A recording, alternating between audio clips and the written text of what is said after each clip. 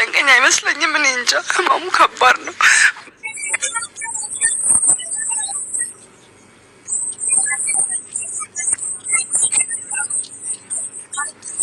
እኔ ልጆችን በዋጥኳቸው ነው ያልኩት።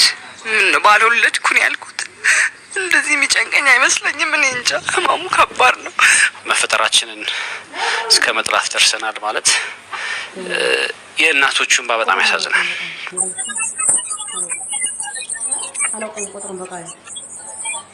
ክቡር ከንቲባው እባክህ እንደ ሀገር ወዳድ እንደ ግለሰብ እንደ ሰው ህመሙን እንዲጋባብህ እንፈልጋለን።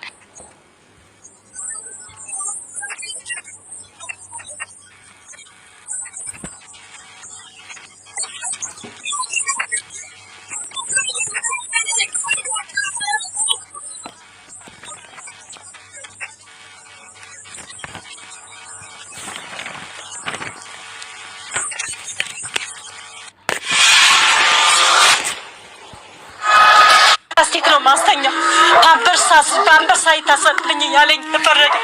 ምንም የምናገረው ማወራው የለኝ። በሽተኛ ሆንኩኝ፣ ደም ግፊት ያዘኝ። ግን ልጄስ ትምህርት አጥቶ ሌላ ትምህርት ቤት ነው የሚማረው። አጋለጠች ተብዬ እኔ ጉለሌ ላይ የኔ ልጅ አይማርም። የኔ ልጅ ጉለሌ ላይ አይማርም። የሌሎች ግን ጉለሌ ላይ ይማራሉ። ለምን ዘመድ ሸሻቸው፣ ጎረቤት ሸሻቸው። እነዛ ልጆች ነው ወይ ልጆቻችን የተቀላቀለ እየተባሉ ዘመድ ሲሄዱ እነዛ ልጆች ብለው ነው ፊት የነሳቸው። አወቁ አንዳንድዋ ነው የሚያውቁ። ሽንሽንት ብለው ሲሸት ትሸታለህ ብለው እየተነገረው አላህ መላለው። ይሄም ያመጣብን በእኛ ነው። በእኛ ይብቃ። አንዴ ተበላሽተዋል። በእኛ ይብቃ።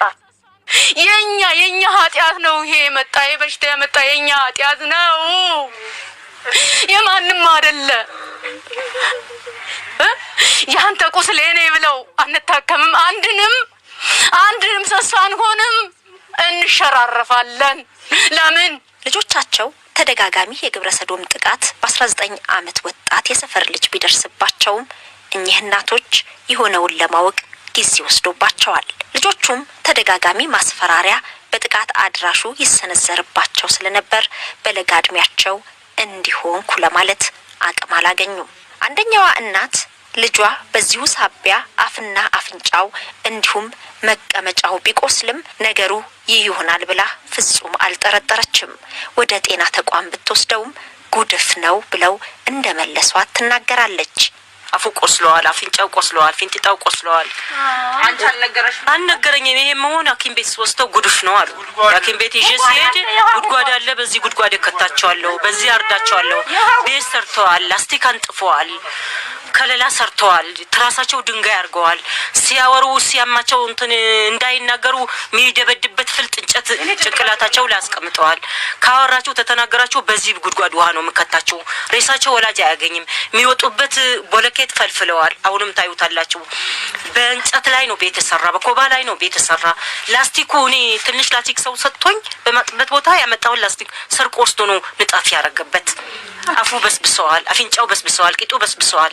ይሄ ሐኪም ቤት ወስደው ጉድፍ ነው ያሉኝ። ፍርድ ቤትም ጠይቆኛል። ይሄ አፉ እንዲህ ሲበሰብስ ምንድነው ብለሻል አለኝ። ሲለኝ ጉድፍ ነው ተብዬ መድኃኒት ታዞልኛል። አይወስድም። ይህን እኩይ ተግባር ፈጻሚው የ19 ዓመቱ ታዳጊ ስለ ልጆቹ ምንም ግድ አይሰጠውምና በተደጋጋሚ ሲጠራቸው ካልመጡ ሰተት ብሎ ቤት ድረስ ገብቶ ይዟቸው ይወጣል። ካልሆነም እዛው ቤት ውስጥ ድርጊቱን እንደሚፈጽምባቸው ይህችውና ትናገራለች። መጨረሻ ግን እኔ ታማሚ ነኝ ጳውሎስ ሄጄ ስመጣ እንደገና እንዴት አልወጣህም ብሎ በቤት ባልጋይ ላይ አርጎታል። ለምን አልወጣህም? ለምንድን ነው የተደበቅከው? ምን ሆነ ነው? ገና ደረግምልሃለሁ ብሎ በቤት ስገባ አንሶላ ደም ነው፣ ከንፈሩ ሁሉ ደም ነው። የእሷ ልጅ ጓደኛው ነው። አደራ ብዬ ነው ሐኪም ቤት የሄድኩት። ምንድን ነው ይሄ ደም ስል አፉ ቆስለዋል አለኝ። እኔ ይሄ ጉዳይ አላውቅም። ፊንጢጣው ቁስል ነው፣ በፎጣ ነው የምጠርግ ነው፣ ፈሳሽ ነው የሚያመጣው። ይሄ ማውቀው ጉዳይ የለኝም። ሐኪም ቤት ጉድፍ ነው። መጨረሻው በወሩ የሰፋውት ባንት አለ ስፖርት የሚሰራበት ያ ባንተ ፈቀፈቀው መስሎኛል። በሎሚ ፈገፍጋለሁ፣ በምን ፈገፍጋለሁ። ለካ ፍሬው ላይ ተደብድቦ እንትን ሲታገለው ተደብድቦ ያቆስለዋል። ማውቀው ጉዳይ የለኝም። የኔው እኮ ወጥቶ አይደለም እኮ በቤት አውጥቶት ነው። ሁለተኛ ደግሞ ተኝቶ ታሞ የፋሲካ ዕለት እንደገና ውጣ ሲሉ አልወጣም። እሷ ቤት ልሂድ ሲለኝ እሺ ሂድ ያመት ባልቀኔ ሙስሊም ሂድ ብዬው ሲሄድ በመንገድ ይዞ በጉድጓድ ከቶ ሲያረጋው በትቦ ላይ በማርያም ይዤሃለሁ በመቤቴ ይዤሃለሁ ቆስለዋል በስብሰዋል የኔ ያርገኝ እሱ ፋንታ እሱ አታርጉ ፍርድ ቤትም ተናግሯል። የሷ ልጅ ጓደኛ ናቸው። በመቤቴ ይዤሃለሁ በማርያም ይዤሃለሁ የሱ ፋንታ እኔ ያርገኝ በስብሰዋል ብሎታል። እደረግምለታለሁ ብሎ ሱሪውን ቀዶን አድርጎታል። ስለ ኢትዮጵያ ዝም አንልም ትውልድን ከግብረ ሰዶም እንታደግ ማህበር አባላት የሆኑት የኪነ ጥበብ ባለሙያዎችም በሰሙት ጉልበታቸው ዝሎ አቅም አጥተው እንባቸው በአራት ማዕዘን እየወረደ ስሜታቸውን እንዲህ አጋሩ።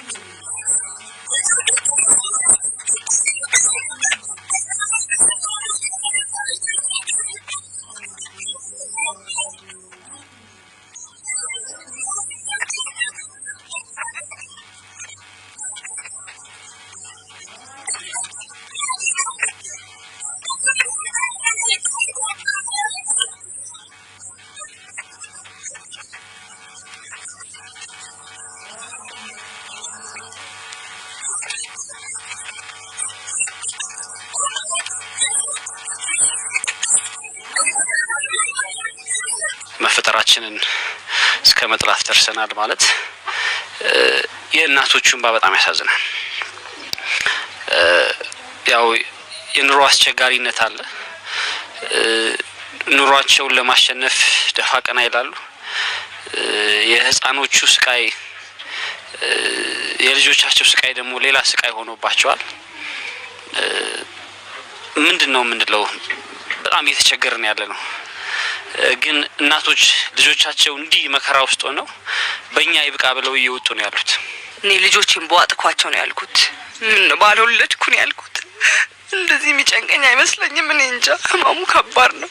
ሁሉም ሰው ማወቅ ያለበት ነገ እኔ ላይ ደርሶ ቢሆንስ እንዴ አንድ አካባቢ ውስጥ 7 ልጅ በአንድ ሰው ለዚያም በ19 አመት ልጅ።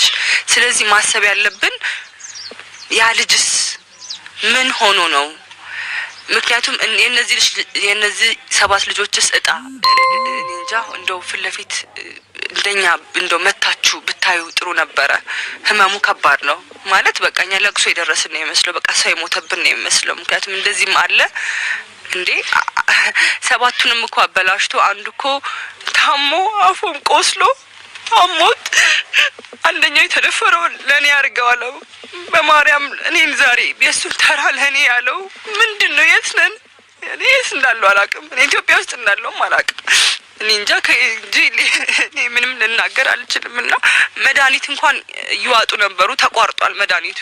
ምክንያቱም ከባድ ነው። ወተት ያስፈልገዋል፣ እንቁላል ያስፈልገዋል። ጉበታቸው እየታየ ነው፣ እየታመሙ ነው እንዴ ኧረ በጣም ነው የሚያስጠላው በእውነት። ይሄ ራሱ እንዴት አርጋ ነው ቤተሰቦቻቸው ደም ብዛት ሁሉም ነገር በሽተኛ ሆኑ። ከድህነት አለ፣ የልጆቹ ህመም አለ፣ ልጆቹ ለሊት ተነስተው የሚሮጡት ነገር አለ። እነሱን እንዴት አርገው ነው ሁሉም ነገር እንዴት አርገው ሃንድል ያርጉ? ሰው እንዴት ይሄ ሁሉም ነገር ባንዴ ይደራረብበታል? ይሄንንም ታረጉም ሰዎች እግዚአብሔር ልቦና ይስጣችሁ። እኔ ምን መናገር የምችለው ይሄንን ብቻ ነው። ሩቆንን እንደምንሰማው አይደለም፣ ሩቆን እንደምናዳምጠው አይደለም። ትንሽ ጠንከር ያለ ነገር ነው የምንሰማው ነገር። ፍትህ ማግኘቱ ያስደስታል። በአንድ በኩል እዚህ የ12 አመት ልጅ ከክፍሉ አንደኛ የምትወጣ ተሸላሚ ተማሪ እናቷን የምታሸልም ተማሪ ተደፍራ 4 ወር ታስሮ በኮሮና ምክንያት የሚወጣበት ሁኔታ አለ። እዚህ ጋር ደግሞ እንጃ አላቅም በቂ አይሁን አላቅም፣ ግን ቢያንስ ግን ፍትህ ማግኘት በራሱ አንድ ነገር ነው እና በጣም ከባድ ነው። ከፍትሁ በላይ ግን የሰማነው ስቶሪ ግን በጣም ያማል ማለት በጣም ያማል። ይሄ ብቻ አይደለም ማለት ይሄ መሆኑ ብቻ ሳይሆን እናቶቹ ሲያጫውቱን ልጆቹን ካላገኘ ደግሞ እንኳን የገዛ ቤታቸው ድረስ እየገባ ማለት በጣም ለመናገር ሁሉ ይከብዳል። በጣም ከባድ ነው። ይህ ሁሉ በአዲስ አበባ ከተማ በአንድ መንደር ውስጥ የተፈጸመ ነው። 9 ህጻናትን ሲደፍር የነበረው ታዳጊ እሱም በዚሁ መንገድ እንዲጓዝ ምንድነው ገፊ ምክንያቱ ለሚለው ምላሽ ባይገኝም ከ9 ህጻናት መካከል 2ቱ የት እንደደረሱ አይታወቅም። 7ቱ ህጻናት ላይ ግን በተደጋጋሚ በድብቅ ሲፈጽም የነበረውን ድርጊት በአንድ ዕለት እጅ ከፍንጅ በመያዙ ጉዱ አደባባይ ወጣ። ዳቦ በሻይ ሰጥቻው ወጥቶ ሄዷል። እንጀራ ይጋግር ጎረቤት የተማ ግማሹን በልቶት ግማሹን እንጀራውን ጋግሬ ተጨርሼ መጥቼ ሳይው ልጁ የለም። አንተ ወንድምሽ የተደነ ያልኩት ኧረ የለም ሊፈልገው ሄዶ ቀረ። ጋግሬ ጨረስኩ። በቃ ሳጠብ የእናት አንቺ እንዴ ነገር አስተሊጤ ብድግ ብዬ ሰውጣ አራዚ አንተ ምን ትሰራለህ ሰው ጣራ ላይ ነው ያልኩት። አረማዬ እንደዚህ እየሆነ ነው ሲለኝ ምድር ልሆን ሰማይ ልሆን አላውቅም። በዋናው በርስ ዞር ሁለቱንም ማፈፍ አርጎ ወደዛ ወርውሮ እሱ ዘሎ ቤቱ ዶ ገብቶ ምን አባሽ ሰሰራ አየሽኝ። እሱ ደንጋይ ያነሳ እኔም ደንጋይ ያነሳው 5ቱ ፊቴ ነው ያሉት። ያ ደንጋይ ማን ላይ ነው የሚያርፈው? የወለደ እንጀት ለማን ነው ያሰውኩት? ለልጆች ነው። በቸር ሊያዝሽ እንዲይዤው እና እንሂድ ላንተም ለኔም ህግ እኩል ነው ያልኩት። ሰር ልጆቹ ከሌ ብሎ 9 ልጅ ነው የጠሩት። ከፊቴ የሚበሩቱ ለሰላለም እንባዬ ጉርጓር ስገባ ይሆናል ምራሰው። ኧረ ተው ወገኖቻችን በእኛ ይብቃ። እኔ እንጃ አላውቅም።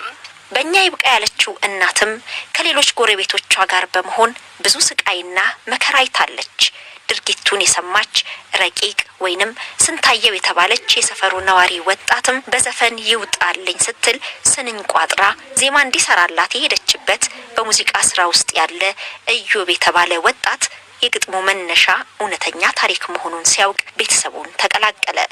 ረቂቅ የምትባል ልጅ ነች የነገረችኝ። በአጋጣሚ እሷ ብቻዋን ሞክራ 17 ዓመት ልጅ ነበረች የዛኔና ሞክራ በእኛ ይብቃ ሚዲያ የወጣውቱ ያንተ ልጅ የኔ ልጅ ነው። አላህ መላለው ይሄም ያመጣብን በእኛ ነው። በእኛ ይብቃ። አንዴ ተበላሽተዋል። በእኛ ይብቃ። ለሌሎች አርአያ የሆኑት እኚህ እናቶች የልጆቻቸውን ቁስል ለማከም አሁንም የኢትዮጵያውያንን የደጋግ ልቦችን መልካም ድጋፍ ይፈልጋሉ። አይዟችሁ ልንላቸው፣ ቀዳዳቸውን ልንደፍንላቸው። ምንጮ ወደ መንግስት ነው ምንጮ። ስለዚህ የሚመለከተው አካል ይህንን ነገር ሰምቶ አስፈላጊውን ነገር እንዲያደርግ እንጠይቃለን። ማንም ወቃሽ ማንም ተወቃሽ የለም። የጋራ ጉዳያችን ነው። በጋራ ተነጋግረን አንድ እልባት እናድርስ ስላለው እባካችሁ አሁን ይሄ ነገር አሳሳቢ ነው፣ ሲሪየስ ነው። ስለዚህ እያያችሁ ያላችሁት ነገር ከባድ ነው። በዘርፉ ላይ ያላችሁ የተማራችሁም ሰዎች በተለያየ ሙያ ያላችሁ ሰዎች ከኛ ጋር ሆናችሁ ይሄንን ነገር መታገድ አለብን። አንድ እናት ትልቅ እናት እንዲጋባብህ እንፈልጋለን። ይሄንን በጓደኞቼ ስም ነው ቀጥታ መናገር የምፈልገው።